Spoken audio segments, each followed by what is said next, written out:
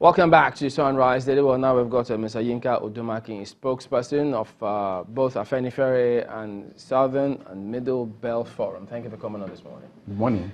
Well, we just spoke with Chief Dumolulu Briggs, and part of what he said in conclusion was that it doesn't have to be him. Whoever it is, as long as it's a fair process, well, yeah, the process can go on. And he even said that, look, if they had declared him the winner, and then he saw that the process was not right, he would have disowned that result. We don't have politicians speak like this in this country. Well, I must commend him on that. I think these are ingredients for the future of our politics, as against the current do-or-die politics that's destroying our country. Now, on Rivers State, I think the honest view at this moment is that we should bring Rivers State to a closure. We were saved a major catastrophe by the INEC concluding the Rivers elections. You can see the kind of tension that was building up. Even the international community that were largely indifferent to our national elections, they are so concerned about Rivers because that's a major flashpoint. And I think at this point, among the Yoruba, there's a saying that the beans cake maker, all day, she has made basket loads of beans cake.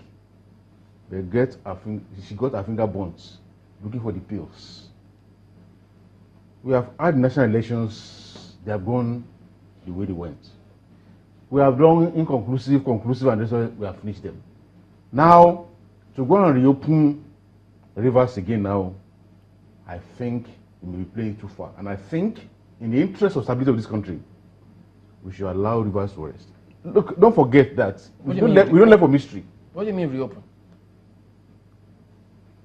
The kind of thing we are hearing is that the attempt to seriously use the case at the Supreme Court to go and reopen that process. I think that will create some problem. Opening the cases again in courts at the Supreme Court level will bring problems too. But the Supreme Court is meant to see through processes and ensure that justice has been done. Yes. Justice has to be done. As far as I think some of us are concerned, justice has been done in Rivers. In the build up to that elections, a particular party don't have a candidate. Few days to elections, they went to hire a candidate. A faction of the party in Rivers State, because I saw the national chairman on channels saying that the national party had nothing to do with due process. We saw the old tension that grew up in Rivers. We know those who took bullets, not who died needlessly. Before the INEC concluded that election, we saw the women taking over the whole state and tension coming up strongly. Now they had the coalition result announced. It is only in the interest of peace and stability that we should allow Rivers to rest at this stage. Those who think that they are aggrieved, wait for 4 years. Can the same be said for other states that may be looking towards going to the courts as well? No, that's a different matter. If there are candidates who feel that they are changed in the elections in Rivers State, final coalition, and want to go to tribunal, that window is still there. It's a legitimate thing to do.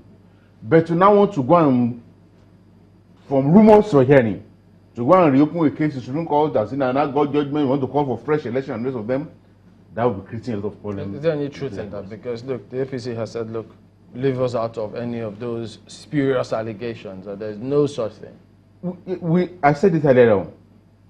Even the one went through for weeks that put the state on edge and data hooks. The national chairman came and said we didn't know anything about this. But there are important players in APC who are playing one role, who are using federal might to enforce this unjust diktat. Who are those people? Well, of course, of course. Not to be vicariously liable. Let's not name some of those persons. But for instance, now the judiciary. Yes. We can't say that we've lost hope in the judiciary, because if they know the right things to be done, shouldn't we give them the benefit of the doubt? Well, I think the moment we lose hope in judiciary totally, anarchy has taken over. So we cannot say that we have lost hope in judiciary, but judiciary has to be careful at this time. And for instance, and even for the ACTCGN, given the circumstances of his emergence, I think he has to be balanced, to be fair, to be just, so that he does not open himself up to any blackmail. That's all. He has come for a time like this. So I think the caution has to be the word in terms of not allowing anybody to use any of our institutions to undermine our stability. A critical element in the whole process is the people of Rivers State. Yes. Do you think in all of this, from all the rockers and everything, do you think they have been given handed a fair deal? Well, you see, after they declared the result of the elections, I heard Governor Uke of Rivers State telling the senator-elect that do not forget the number of people who took bullets for you to emerge.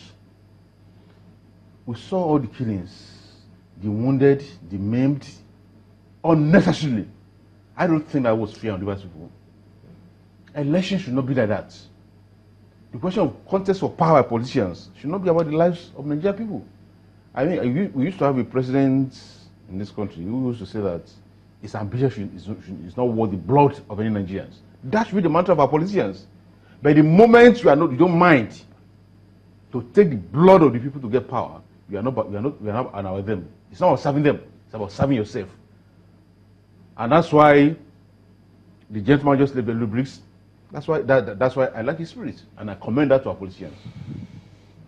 You know, the other aspect of that is, as much as we will always say that there are politicians who are there for their own selfish interest, well, yeah. Some will say it's innate human nature, but the people themselves, because sometimes we look at some of these things. Do we do enough to ensure that, look, when political actors get into those places, they're there to do what we don't, or do we just give blind support and let them move on? Well, I think that people are terribly challenged. Okay, and so we need to go to break. So we'll come back and let you speak on this in a moment. Stay with us.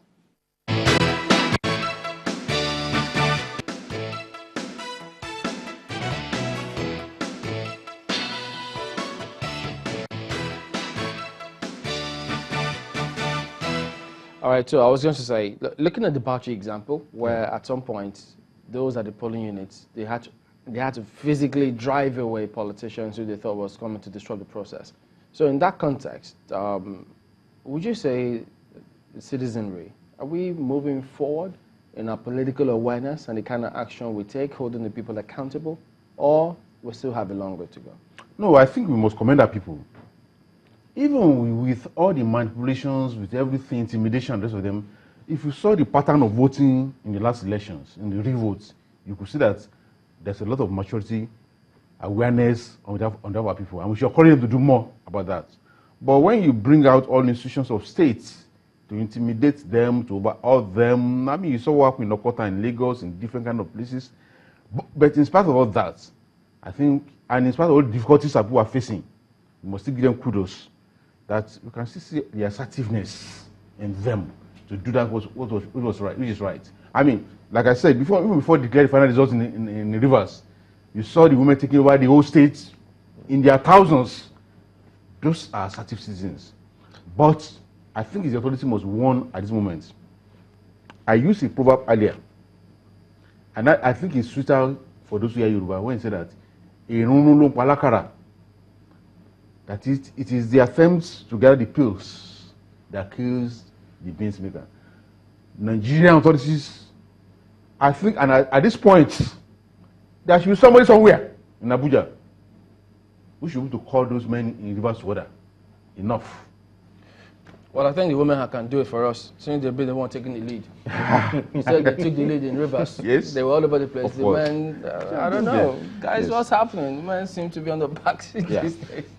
Well, we appreciate your comment on this morning. Yinka Odumakin speaking to us. So that's the show as well today. We thank you all for watching. We'll see you tomorrow. I'm Chamberlain Uso. I am Gemba Umar. Odumakin is my name. Thank you. I'm Maokwe Ogun Yusuf. The views and opinions expressed by guests on this program are those of the maker and do not reflect the views, opinions, and endorsement of Channels Television.